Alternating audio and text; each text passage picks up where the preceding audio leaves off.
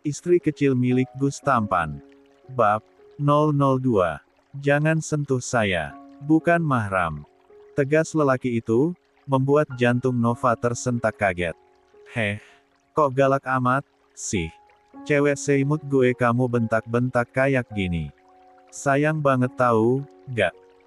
Coba aja gue buka masker, pasti lo bakalan terpesona. Kesal gadis mungil itu, dengan percaya dirinya. Saya tidak mau cari masalah. Jangan halangi jalan saya. Assalamualaikum. Lelaki itu langsung pergi. Tidak terima dirinya diabaikan begitu saja, Nova mengejarnya kembali. Dia bahkan menghalangi jalan lelaki itu membuat tatapan elang sang lelaki menghunus kedua bola mata Nova. Jangan natap horor gitu, bisa. Gue cuman mau mastiin, apa lo kenal sama gue atau gak, karena muka lo itu kayak gak asing. Nova menggigit bibir mungilnya di balik masker berwarna hitam yang ia kenakan. Saya gak kenal kamu, jawab sang lelaki. Tapi, gue kayak kenal sama lo, balas Nova. Terus gimana? Ya kasih tahu kartu identitas lo, lah. Siapa tahu gue beneran kenal sama lo. Gak ada. Saya buru-buru, ada observasi. Lelaki itu langsung pergi. Nova kembali menyusulnya dengan segenap rasa penasaran yang menyelimuti dirinya. Memang, Nova adalah tipe gadis kepoan.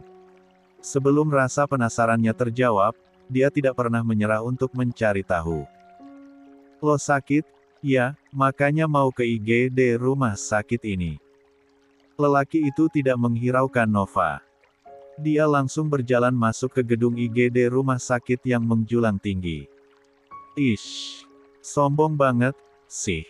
Udah sombong, galak juga. Semoga aja gue beneran gak kenal sama itu cowok. Males banget kenal sama cowok galak plus sombong kayak gitu, dumelnya, sambil berjalan menghampiri teman-temannya lagi.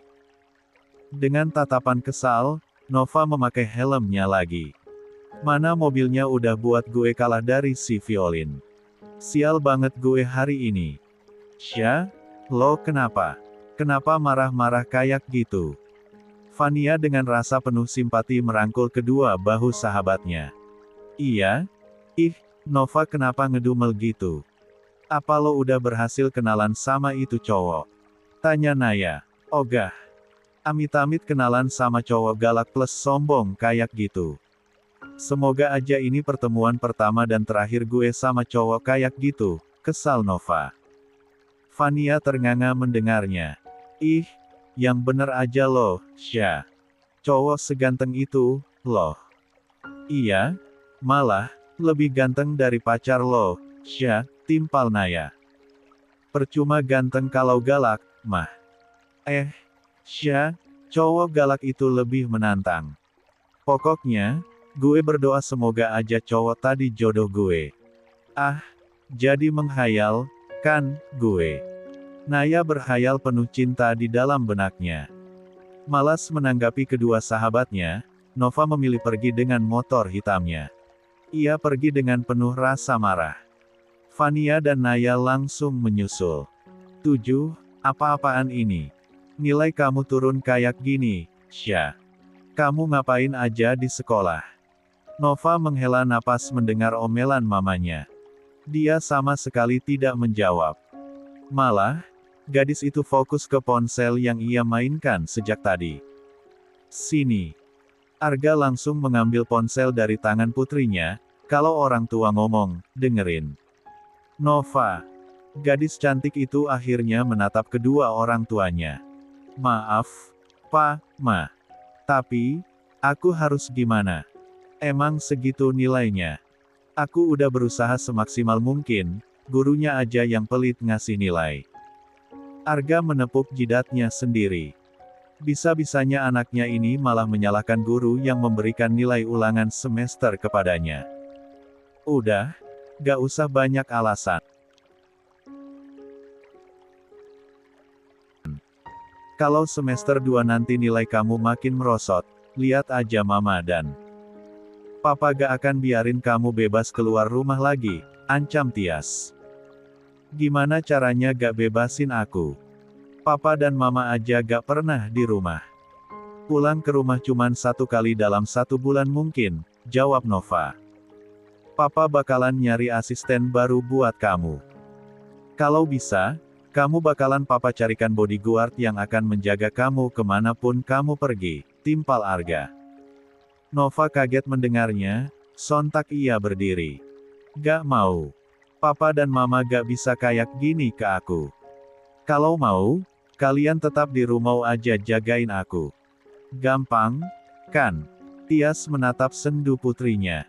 Sayang, papa dan mama itu banyak pekerjaan. Kami gak bisa stay di rumah setiap waktu. Kamu di sini sama asisten. Kamu juga sudah hampir 16 tahun sekarang, mama yakin kamu bisa menjaga diri. Aku juga butuh waktu bersama keluarga. Walaupun di sini banyak pembantu, aku tetap kesepian, Ma. Apalagi, Kak Cakra sekarang gak akan pulang sebelum wisuda di London. Cakrawala Ardana Tabana. Anak pertama dari Arga dan Tias. Saat ini, Cakra tengah menempuh studi $1 kedokteran di salah satu universitas London. Dia berpisah dengan adiknya 1 tahun yang lalu. Mama akan usahakan biar kita lebih banyak waktu untuk keluarga kayak dulu, jawab Tias, tapi, Nova, bukan berarti karena hal seperti ini kamu melupakan sekolah kamu. Kamu harus tetap menjadi siswa berprestasi di sekolah kayak SMP dulu. Udah telat, Ma. Aku udah gak paham pelajaran-pelajaran di sekolah. Jarang ikut organisasi juga. Aku udah males, jawab Nova, dengan santainya. Astaga. Terus, apa yang kamu lakuin di sekolah? Nova bungkam. Tidak mungkin ia mengaku kalau akhir-akhir ini, dia lebih sering menghabiskan waktu dengan Victor Puella di luar. Bahkan, jadwal balap mereka semakin banyak sekarang. Duh, Ma, aku kebelet. Pengen ke toilet dulu. Nanti aku kesini lagi, ya, mamaku sayang. Nova memeluk sejenak mamanya dan berjalan cepat menaiki tangga menuju lantai 2. Tias menggelengkan kepala melihat tingkah putrinya itu. Lama-lama, kepala Tias pecah menghadapi tingkat Nova yang seperti ini. Mas, aku gak bisa lihat Nova kayak gini terus. Sejak Cakra keluar negeri 1 tahun yang lalu, Nova berubah drastis, keluh Tias, kepada suaminya. Tenang. Kalau Nova sudah keterlaluan, kita akan mengambil tindakan tegas. Sekarang, baru prestasi akademiknya yang turun, kan? Itu masih bisa diatas dengan mengatur jam belajar dia di rumah, jawab Arga. Benar juga. Semoga anak itu gak macem-macem di luar sana. Oh, ya. Beritahu Nova kalau kita akan pergi memenuhi undangan Kiai Umar untuk acara akikah cucu pertamanya. Mungkin, Raska bisa membantu Nova belajar mata pelajaran yang tidak dia mengerti, kata Arga. Tapi, Mas, mereka kan sudah lama gak ketemu. Hampir 8 tahun, loh. Apa mereka bakal saling mengenal? Atau justru mereka bakalan canggung kalau ketemu nanti? Jangan khawatirkan itu. Kamu tahu sikap cerewet anak kamu itu. Dia mudah bergaul sama orang. Semoga aja mereka seakrab di masa kecilnya dulu. Malam harinya, mereka sudah bersiap-siap untuk berangkat ke rumah Kiai Umar. Jujur saja, Nova terlihat antusias untuk pergi ke rumah Kiai Umar karena dia ingin bertemu dengan Raska yang dulu sempat menjadi teman kecilnya atau bahkan ia pernah menganggap Raska sebagai kakaknya sendiri. Astagfirullah, Nova. Kita akan pergi ke acara akikah, bukan pesta. Pakai baju yang lebih sopan. Nova memerhatikan pakaiannya dari atas sampai bawah. Gak ada yang salah, kok, Pa. Aku selalu pakai baju kayak gini perasaan. Kita akan pergi ke acara akikah. Kamu paham? Tidak. Akikah cucunya Pak Kiai, kan? Dia ulang tahun. Pas, dong, dengan dresku malam ini. Arga berdecak. Dia benar-benar pusing menghadapi putrinya ini. Arga menghela napas kasar sebelum menjawab pertanyaan Nova. Akikah itu bukan nama orang, Nova. Intinya, akikah itu serangkaian acara syukuran untuk seorang bayi. Udahlah, kamu nurut aja sama papa. Daripada banyak berdebat, Tias langsung mengajak Nova untuk menggantinya dengan pakaian yang lebih sopan. Setelah berganti pakaian, wajah Nova benar-benar ditekuk. Aneh banget. Masa aku harus pakai pakaian kolot begini, dumelnya, setelah masuk ke dalam mobil. Terlebih lagi, sebuah kain panjang berbentuk persegi panjang yang diberikan Tias untuk Nova agar Nova menutupi sebagian rambutnya walaupun tidak ia tutupi sepenuhnya. Pondok Pesantren Hidayatul Mukminin. Nova merinding membaca tulisan besar gerbang utama pondok pesantren yang didirikan oleh Kiai Umar. Kenapa, Syah? Tegur Tias, melihat Nova yang bergidik ngeri sejak tadi. Aku merinding, Ma. Kenapa? Gak ada hantu di sini. Gak, aku merinding lihat pesantren. Loh, kok merinding? Pesantren itu adem dan menenangkan. Kenapa kamu malah merinding? Aku, kan, alergi sama yang berbau-bau pesantren, Ma. Tias langsung melotot kaget mendengar pengakuan Nova. Alergi gimana maksud kamu? Hehe. Pokoknya, alergi, Ma. Aku gak kebayang aja gimana terkurungnya anak-anak pondok.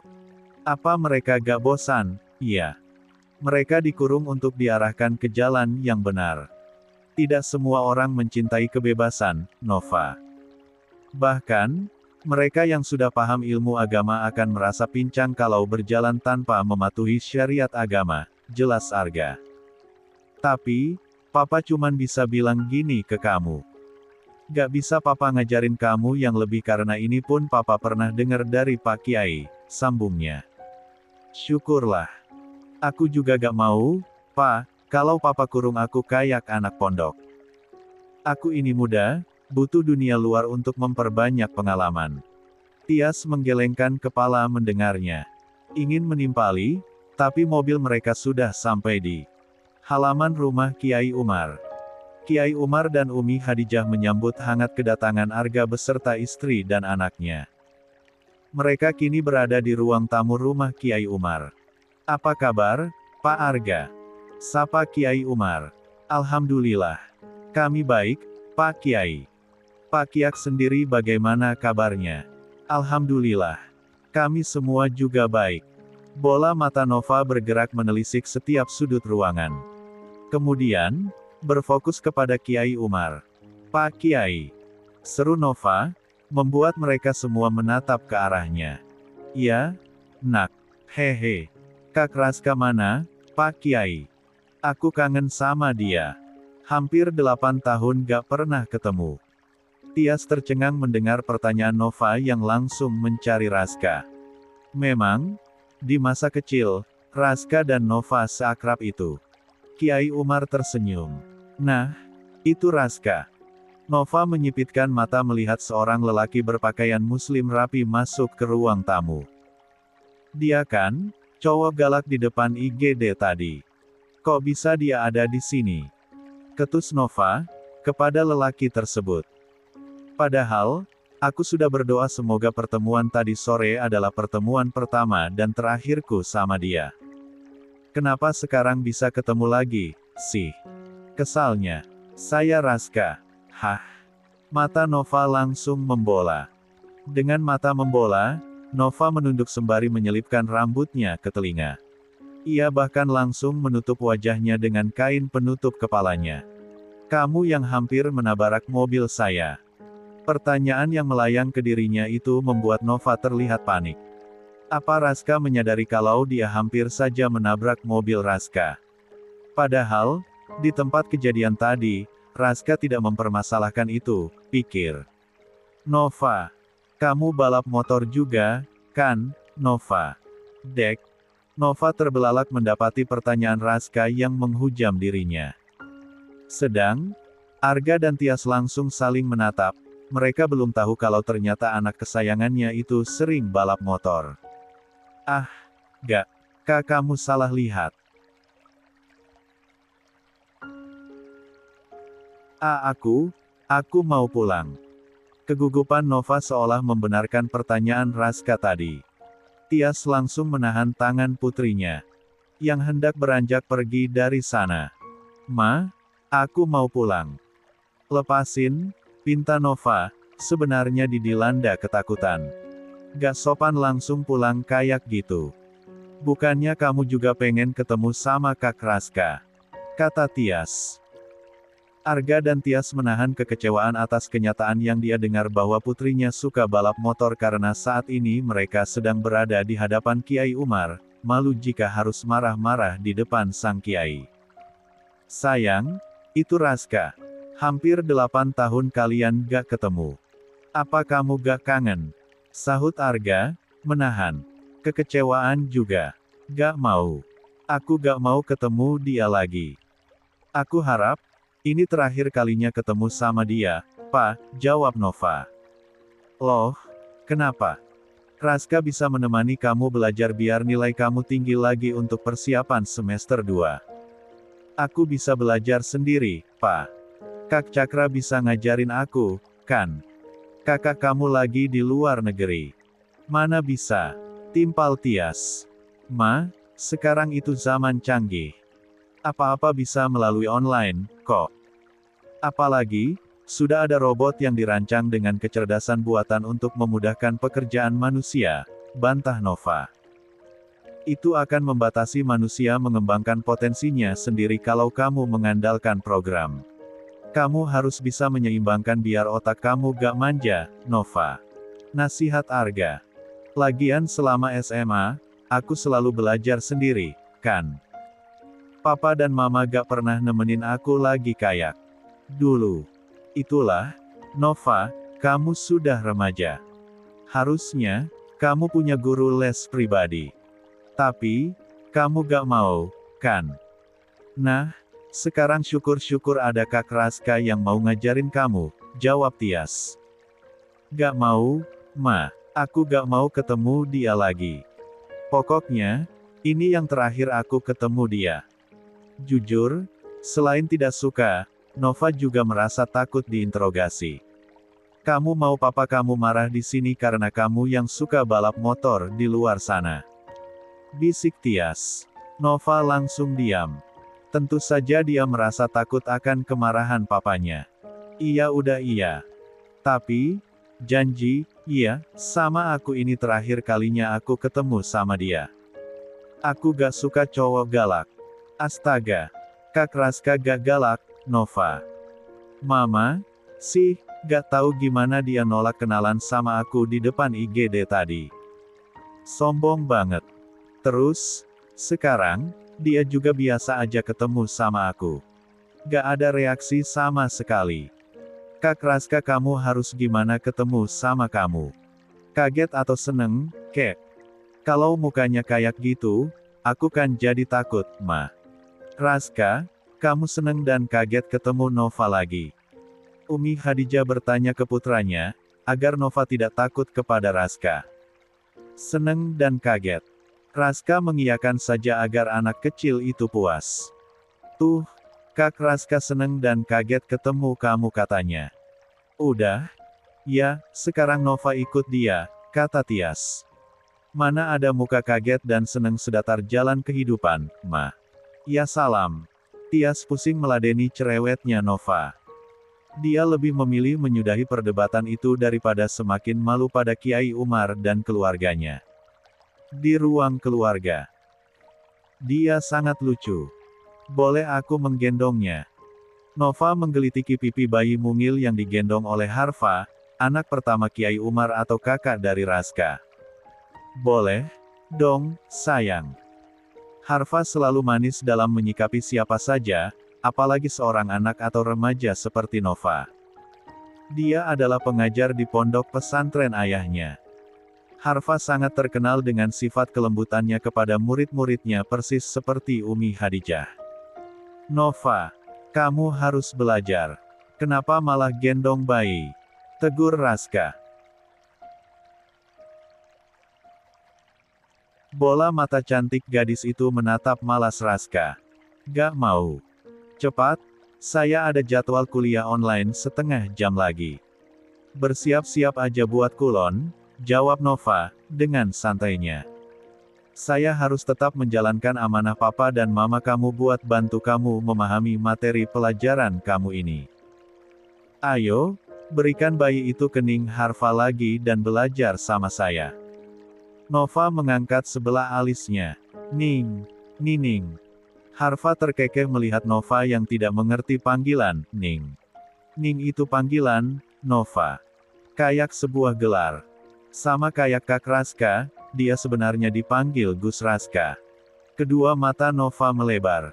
Dia terlihat menahan tawa. Gus. Agus. Atau Gugus. Gugus berapa? 1, 2, atau 3. Raska menggeleng. Terserah kamu, Syah. Ayo, berikan bayi Ning Harfa dan belajar sama saya. Kenapa sih sekarang suka marah? Dulu aja waktu masih kecil gak kayak gitu deh perasaan, cicit Nova.